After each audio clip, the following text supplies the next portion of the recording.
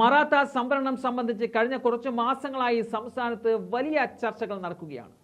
മറാത്ത സമുദായത്തിന് ഒബിസിയിൽ നിന്നും സംവരണം വേണമെന്നതാണ് ആവശ്യം. മറാത്ത സമുദായത്തിന് ഒബിസിയിൽ നിന്നും സംവരണം ലഭിക്കുന്നതിനായി മനോജ് ജാരംഗെ നിരവധി തവണ പ്രതിഷേധിക്കുകയും ഉപവാസം നടത്തുകയും ചെയ്തതാണ്.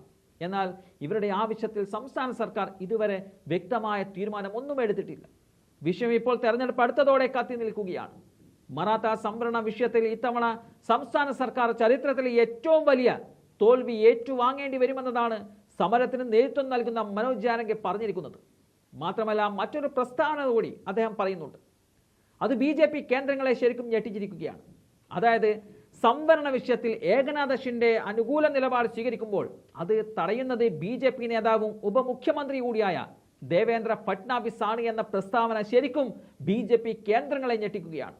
ഇപ്പോൾ തന്നെ ലോക്സഭാ തെരഞ്ഞെടുപ്പിൽ നേരിട്ട തിരിച്ചടി എങ്ങനെയും പരിഹരിക്കാനുള്ള ഓട്ടത്തിനിടയിൽ ഒരു സമുദായത്തെ മുഴുവൻ സർക്കാരിനും BJPക്കും എതിരാക്കുന്ന പ്രസ്താവനയാണ് ഇപ്പോൾ മനോജ് ജാരംഗെയുടെ ഭാഗത്തു നിന്നും വന്നിരിക്കുന്നത്.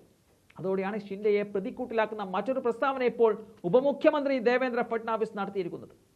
മറാത്ത സംവരണ വിഷയവുമായി ബന്ധപ്പെട്ട് മുഖ്യമന്ത്രി ഷിൻഡെ എടുക്കുന്ന തീരുമാനങ്ങൾക്ക് താൻ തടസ്സം നിൽക്കുന്നു എന്നുള്ള വാർത്ത കള്ളമാണ്.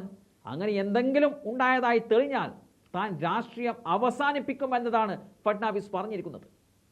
ഇതിപ്പോൾ ഷിൻഡെയെ കുറ്റപ്പെടുന്ന തരത്തിലേക്ക് കാര്യങ്ങൾ നീങ്ങുകയാണ്. ലോക്സഭാ തെരഞ്ഞെടുപ്പ് കഴിഞ്ഞതോടെ മന്ത്രിമാരുടെ ഇടയിൽ ചില പ്രശ്നങ്ങൾ ഉണ്ടായിട്ടുണ്ട്. ആ പ്രശ്നങ്ങൾ ഇപ്പോൾ മറ്റൊരു തലത്തിലേക്ക് മാറിയിരിക്കുകയാണ്. മുഖ്യമന്ത്രിയും മറ്റ് 2 ഉപമുഖ്യമന്ത്രിമാരും ഇപ്പോൾ 3 വഴിക്കാണ്.